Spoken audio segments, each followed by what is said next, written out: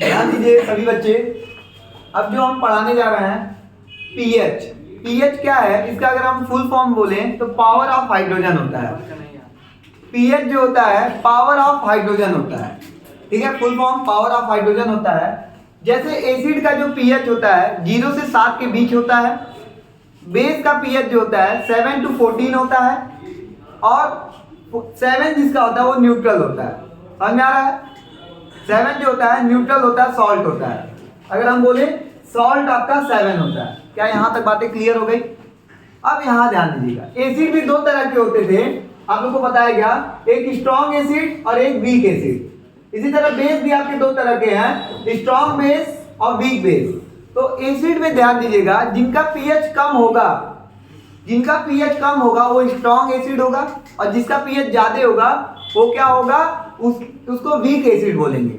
इसी तरह बेस में क्या होता है, जिसका पीएच ज्यादा होगा वो स्ट्रॉन्ग बेस होगा, और जिसका पीएच कम होगा वो वीक बेस होगा। जैसे फॉर एग्जांपल अगर हम यहाँ पे बात करें, ये आपको दिख रहा होगा, यहाँ पे बात करें ये 7 है, आप इससे इधर जाएंगे, इससे इधर जाएंगे तो एसिडिक कैरेक्टर बढ़ेगा, और इससे इधर जाएंगे तो बेसिक कैरेक्टर बढ़ेगा।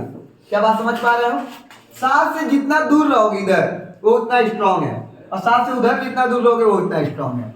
अगर हम बात करें ये वाला पोजीशन, ये पोजीशन ए और पोजीशन बी में, यहाँ पे दोनों में स्ट्रॉन्ग कौन होगा? स्ट्रॉन्ग ए होगा, ए स्ट्रॉन्ग एसिड होगा, और पोजीशन बी वीक एसिड होगा।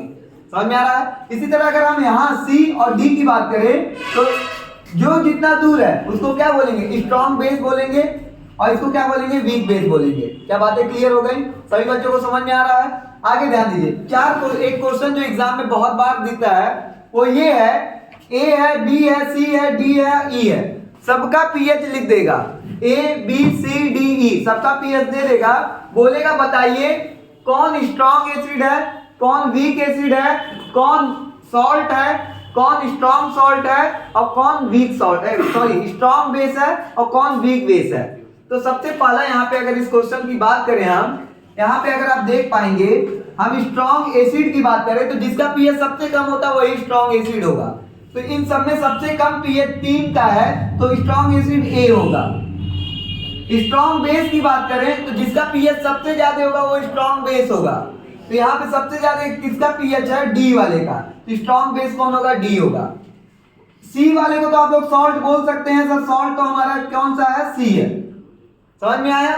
फिर वीक एसिड, वीक एसिड उसको बोलेंगे जिसका पीएच 7 के पास है, 7 के पास और 0 से कम, मतलब 0 से बड़ा और 7 से छोटा, तो कौन सा है? 3.5। इसके कंपेयर में बताना है, कंपेयर में यहाँ पे वीक एसिड कौन जाएगा? 3.5 जो कि बी है।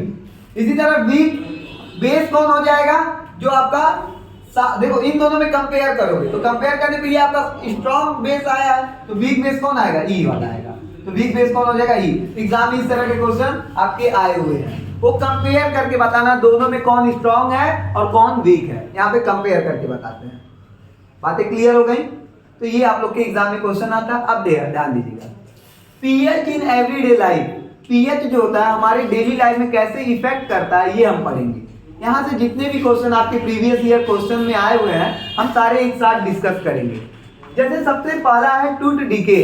अब बोलोगे टूथ डिके मतलब जो मीठा आप लोग खाते हैं, बच्चों को जो आप लोग टॉफी वगैरह दिया जाता है, मीठा खाते हैं, उसमें क्या होता है? एसिडिक कैरेक्टर होता है, उसका जो पीएच होता है 5 से कम होता है, और ज्यादा अगर आप एसिडिक कैरेक्टर ले रहे हैं तो वो दांत को क्या करता है? वो दांत को खराब कर देता है।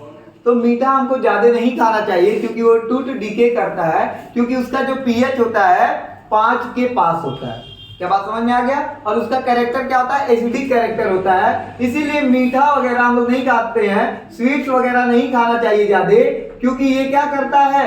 दांत को खराब करता है।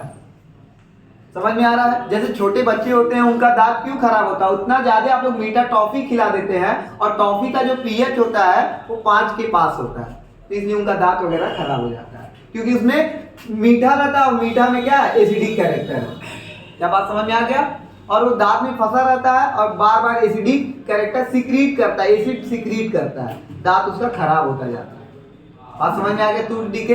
दूसरा मिल्क ऑफ मैग्नीशिया, ये लिखने का मतलब ये है, आप लोग को एक बार और बताया गया था कि अगर आपके शरीर में एसिडिक मतलब HCl सीक्रेट होता है, पेट दर्द होता है एसिडिटी के कारण, एसिडिटी के कारण अगर पेट दर्द होता है तो एसिड है, तो एसिड में हम लोग बेस डालते हैं। वो बेस कौन है हमारा? मिल्क ऑफ मैग्नीशिया, जिसका पीएच लगभग 10 होता है।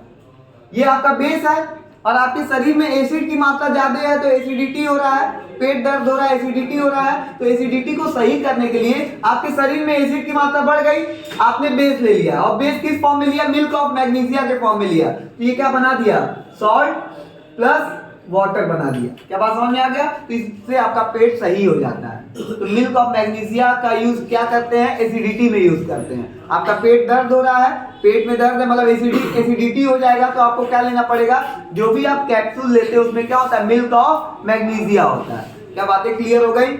थर्ड पॉइंट, यहां से बहुत बार क्वेश्चन आया हुआ है, दही का पीएच क्या होता है? तो दही का पीएच बोलेगा 7 होता है, 7 से कम होता है, तो 7 से कम होता है, लगभग 5 के पास होता है। कितने के पास होता है? 5 के पास। क्वेश्चन पूछता है दही आपका एसिडिक है कि बेसिक है? तो दही आपका क्या है? बेसिक है, क्योंकि सॉरी एसिडिक है, क्योंकि इसका पीएच 7 से कम है। क्या बात समझ में आ रहा है? हाँ, एक और क्वेश्चन पूछता है, दही को बहुत समय तक रखने पे क्या होता है? दही को बहुत समय तक रखने पे दही क्या हो जाएगा? खराब हो जाएगा। कारण है क्योंकि उसका पीएच घटता चला जाता है, एसिडिक कैरेक्टर बढ़ता चला जाता है। क्वेश्चन अगर आपसे पूछे दही को बहुत समय तक रखेंगे तो क्या होगा, तो आपको ये पता है दही को बहुत समय तक रखोगे तो पीएच मतलब खट्टापन बढ़ जाएगा। खट्टापन बढ़ जाएगा कि नहीं दही का? आप लोग कभी ट्राई कीजिएगा घर पे, दही को बहुत समय तक रखेंगे तो उसका खट्टापन बढ़ जाएगा। खट्टापन बढ़ने का मतलब क्या हुआ? एसिडिक कैरेक्टर बढ़ गया। तो पीएच पे क्या असर पड़ा? पीएच पे क्या असर पड़ा? पहले 5 था, थोड़ा सा और एसिडिक हो गया, लगभग 4 के पास पहुंच गया, तो आपका दही खराब होता जाएगा। समझ में आ रहा है? ये बातें क्लियर हो गई कि दही को बहुत समय तक रखने पे उसका पीएच घटता है कि बढ़ता है? घटेगा, क्योंकि वो और खट्टा होता जाता है, और खट्टा मतलब और एसिडिक होता जाता है। क्या बातें क्लियर हो गई? ये बातें क्लियर हो गई। इसके बाद मिल्क से क्या क्वेश्चन आता है? मिल्क से क्वेश्चन आता है, मिल्क का पीएच कितना होता है? 6 से 7 होता है, लगभग 6 के पास होता है। कितने के पास होता है? 6 के पास। मिल्क को ज्यादा समय तक रखने पे क्या होता है? मिल्क खराब हो जाता है। कैसे खराब हो जाता है? वो एसिडिक फट जाता है। आप लोगों को पता है ना, मिल्क फट जाता है, फिर आप लोग उससे क्या बना लेते हैं? दही भी बन सकता है, फिर उसका पनीर वगैरह बनाते हैं। तो क्या होता है? मिल्क का पीएच 6 होता है, वो बहुत समय तक रखने पे क्या हो जाता है? खराब हो जाता है। क्या यहाँ तक बात समझ में आ गया? तो मिल्क से कैसे क्वेश्चन आता है? एग्जाम में क्वेश्चन पूछेगा मिल्क को ज्यादा समय तक रखने पे मिल्क का पीएच बढ़ेगा कि घटेगा? तो घटेगा। क्या होगा? मिल्क का पीएच घटेगा। घटेगा क्यों पता है ना? क्योंकि वो क्या हो जाएगा? फिर आपको दही और इसमें तोड़ना है। अब एक और क्वेश्चन जो कि एग्जाम में आता है, मिल्क को बहुत ज्यादा देर तक सही रखने के लिए इसमें क्या मिलाएंगे? तो इसमें हम लोग क्या मिलाते हैं? सोडा मिलाते हैं। सोडा क्यों मिलाया जाता है? क्योंकि उसका पीएच मेंटेन रहे, पीएच कम ना है। पीएच कम होगा तो फट जाएगा, खराब हो जाएगा। तो सोडा इसमें मिलाते हैं। किसमें? दूध में सोडा मिलाते हैं, जिसके कारण उसका पीएच मेंटेन रहता है, जल्दी खराब नहीं होता है। 2-3 दिन के लिए गांव जा रहा है तो उसमें सोडा मिला के मम्मी चल जाती है। क्यों चल जाती हैं? जिससे आपका दूध खराब ना हो। बातें क्लियर हो गई? नहीं तो अगर सिंपल सा रखेंगे तो दूध का पीएच कम होता जाएगा और वो फट जाएगा। एक पीएच दूध से भी क्वेश्चन हो गया। बी, जो मधुमक्खियां होती हैं वो काटती हैं तो क्या होता है? तो उसके अंदर फॉर्मिक एसिड होता है। क्या होता है? फॉर्मिक एसिड होता है, जिसका फॉर्मूला SCOOH होता है, जिसको मेथनोइक एसिड भी कहते हैं।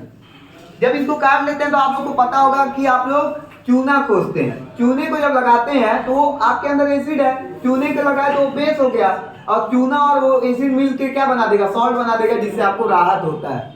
समझ में आया? तो जब भी मधुमक्खी आप हड्डा वगैरह काटता है तो आप क्या लगाते हैं? चूना लगाते हैं। चूना क्यों लगाया जाता है? एसिड और बेस आपस में रिएक्ट करके क्या बना देता है? सॉल्ट बना देता है। ये भी समझ में आया होगा। अब ब्लड का पीएच 7 से 7.8 तक रहता है, ये मेंटेन रहता है। क्या बात समझ में आ गया? कहीं कहीं अलग अलग बुक में अलग अलग उसका वैल्यू रहता है। 6.7 भी कहीं कहीं दिया रहता है। बातें समझ में आ गया? तो इसके अकॉर्डिंग आप लोग देखेंगे। तो यहाँ पे पीएच के जितने भी बातें हैं, जितनी भी चीजें हैं, बेसिक बातें आपको बता दी गई। यहाँ से बहुत सारे क्वेश्चन आते हैं और सबसे ज्यादा क्वेश्चन कर्ड, दही से और मिल्क वाले से आते हैं।